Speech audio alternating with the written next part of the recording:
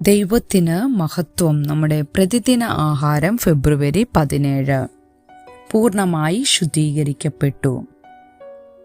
ഞങ്ങൾ എല്ലാവരും അശുദ്ധനെ പോലെ ആയിത്തീർന്നു. ഞങ്ങളുടെ നീതിപ്രവർത്തികളൊക്കെയും കറ പുരണ്ട തുണി പോലെ. യെശയ്യാ പ്രവാചകന്റെ പുസ്തകം 64 അധ്യായം 6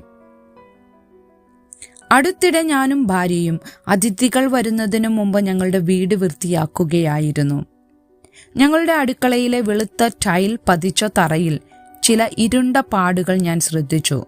അവ മുട്ടുകുത്തി നിന്ന് സ്ക്രബ് ചെയ്യുവാൻ ഞാൻ ശ്രമിച്ചു. എന്നാൽ താമസിയാതെ എനിക്കൊരു തിരിച്ചറിവുണ്ടായി. ഞാൻ കൂടുതൽ സ്ക്രബ് ചെയ്യുന്തോറും മറ്റു കറകൾ തെളിഞ്ഞു വന്നു. ഞാൻ ഇല്ലാതാക്കിയ ഓരോ കറയും മറ്റുള്ളവയെ കൂടുതൽ വ്യക്തമായി വെളിപ്പെടുത്തി.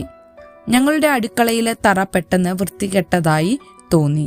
ഓരോ നിമിഷവും ഞാൻ എത്ര കഠിനാധ്വാനം ചെയ്താലും എനിക്ക് ഒരിക്കലും ഈ തറ പൂർണ്ണമായി വൃത്തിയാക്കാൻ കഴിയില്ല എന്ന് ഞാൻ മനസ്സിലാക്കി. സ്വയ ശുദ്ധീകരണത്തെക്കുറിച്ച് തിരുവെഴുത്തുകൾ സമാനമായ ചിലത് പറയുന്നു. പാപത്തെ സ്വന്തമായി കൈകാര്യം ചെയ്യുന്നതിനുള്ള നമ്മുടെ ഏറ്റവും മികച്ച ശ്രമങ്ങൾ എല്ലായ്പ്പോഴും കുറവുള്ളതാണ്. അവന്റെ രക്ഷ അനുഭവിക്കുന്ന ദൈവജനമായ ഇസ്രായേലിയരെ കുറിച്ച് നിരാശ തോന്നുന്നതുപോലെ പ്രവാചകനായ യെശയ്യാവ് എഴുതി, ഞങ്ങളെല്ലാവരും അശുദ്ധനെ പോലെയായി തീർന്നു. ഞങ്ങളുടെ നീതിപ്രവർത്തികളൊക്കെയും കറ പുരണ്ട തുണി പോലെ. എന്നാൽ ദൈവത്തിന്റെ നന്മയിലൂടെ എപ്പോഴും പ്രത്യാശയുണ്ടെന്ന് യെശയ്യാവ് അറിഞ്ഞു. അതുകൊണ്ട് അവൻ പ്രാർത്ഥിച്ചു, എങ്കിലോ യഹോവേ, നീ ഞങ്ങളുടെ പിതാവ്, ഞങ്ങൾ കളിമണ്ണും നീ ഞങ്ങളെ മനയുന്നവനുമാകുന്നു. ഞങ്ങളെല്ലാവരും നിന്റെ കൈപ്പണിയത്രേ. നമുക്ക് ശുദ്ധീകരിക്കാൻ കഴിയാത്തത് ഹിമം പോലെ വെളുപ്പിക്കാൻ ദൈവത്തിനു മാത്രമേ കഴിയൂ എന്ന് അവൻ അറിയാമായിരുന്നു.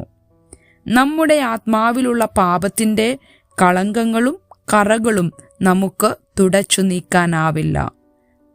അവന്റെ പുത്രനായ യേശുവിന്റെ രക്തം സകല പാപവും പോക്കി നമ്മെ ശുദ്ധീകരിക്കുന്നു എന്നതിന് ദൈവത്തിന് നന്ദി.